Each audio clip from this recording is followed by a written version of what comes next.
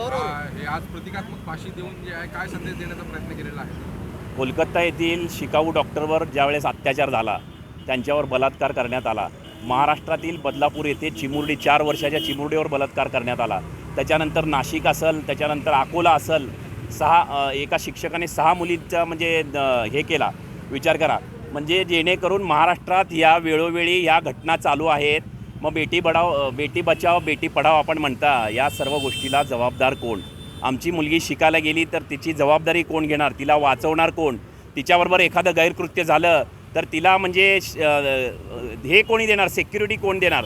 त्या बदलापूरच्या प्रकरणामध्ये ज्यावेळेस आपटे नावाच्या एका व्यक्तीची ती शाळा होती, मला सांगा, तो BJPचा उपाध्यक्ष का अध्यक्ष आहे.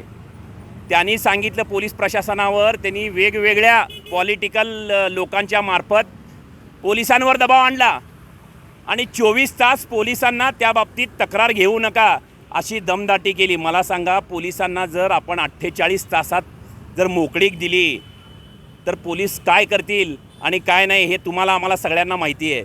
एकसुद्धा अशी घटना होणार नाही, एकसुद्धा कुणावर अन्याय होणार नाही. तर त्या पोलिसांवर आपण दबाव आणून हे काय साध्य करतोय? माणुसकीला काळीमा फासणाऱ्या घटना घडलेल्या आहे. हरामखोरांनो, तुमच्या आया बहिणीवर उद्या जर अशी पाळी आली तर जबाबदार कोण?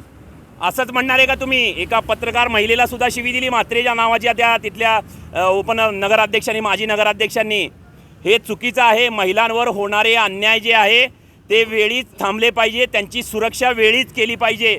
याची जबाबदारी सरकारवर आहे. जशी लाडकी बहीण योजना 1,500 रुपये तुम्ही देत आहात, तशी आमची बहीण असेल, आई असेल, तिला वाचवण्याचे जे काही आहेत किंवा त्यांची सुरक्षेची हमी सरकारने घेतली पाहिजे. मी या माध्यमातून सांगू इच्छितो. आणि आज त्यांच्या प्रतिकात्मक पुतळ्याला फाशी दिलेली आहे आणि जाहीर निषेध प्रहार जनशक्ती पक्ष शेतकरी संघटनेच्या वतीने करण्यात आलेला आहे. धन्यवाद.